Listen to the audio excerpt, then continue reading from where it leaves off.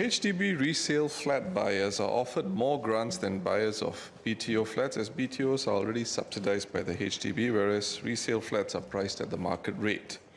As Singaporeans know, resale flat prices can be very high. Even flats with 60 years left on their lease can cost well in excess of $500,000. A significant number of resale flats are purchased by first-time married couples who must devote a significant chunk of their CPF retirement funds on servicing mortgage payments. By the time retirement comes along, they may have to downgrade to unlock the equity in their HDB flat. Equity which is likely to have depleted significantly because of the reality of the 99-year lease decay countdown. With the days of iron rice bowls, lifetime job security and pensions no longer the norm for Singaporeans, retirement adequacy for the current and later generations is a more significant issue today. Another reality is that current generations of Singaporeans will not ride the same property escalator as their parents did, from which many ascended from public housing to private homes, and in some cases to buying a landed property within a single lifetime. More pertinently, when compared to their peers who purchase a new BTO flat to live in, those who buy an older resale flat, say with 60 years left on the lease, all other things being equal, will have less money to buy a smaller flat when they retire, and by extension will have less for their CPF life payouts as well. The policy of increasing CPF grants for resale flat buyers was last revisited in August last year, and it seeks to make HDB resale flats more affordable for resale flat buyers. But this policy can have the perverse effect of sellers raising prices even more and new buyers chasing ever-increasing resale prices. We need to see how we can strengthen the retirement adequacy of resale flat buyers who buy flats with a significant chunk of their leases already expended. A renewed focus on building the retirement incomes of first-time resale flat buyers would ensure that resale flat buyers consider their resale flat purchases carefully with an eye on the 99-year lease countdown clock and their retirement planning considerations in mind.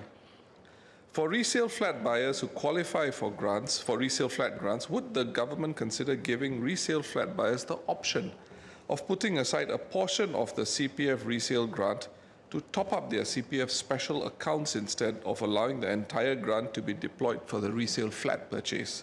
To illustrate, a first-time couple aged 35 years of age deploys $25,000 of the grant directly into their CPF accounts, and assuming each party tops up just $200 a month to their accounts from the ages of 35 to 55 at a 4% interest in the special account, each of them would see this grant compound to slightly more than $125,000 by the time they reach 55 years of age. The HDB home ownership scheme, which allowed the use of CPF monies in 1968 and the sale of HDB flats on the resale market in 1971, have become an increasingly significant factor when it comes to retirement adequacy.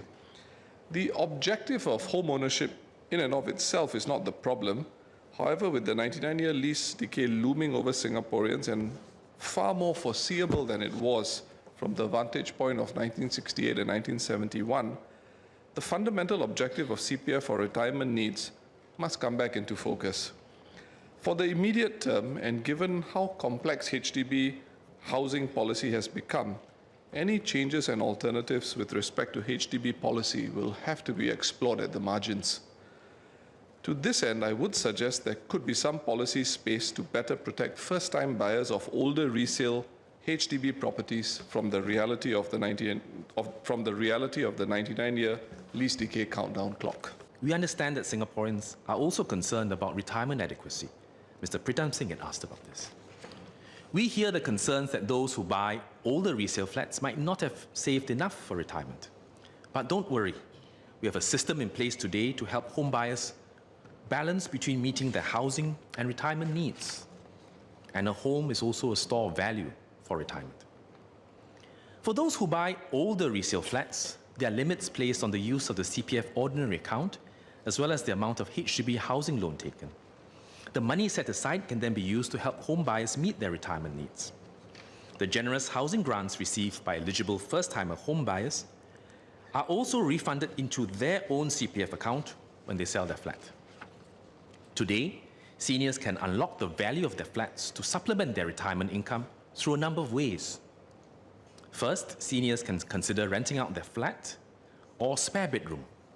They can opt to sell part of their lease back to HDB through the Enhanced Lease Buyback Scheme, or LBS.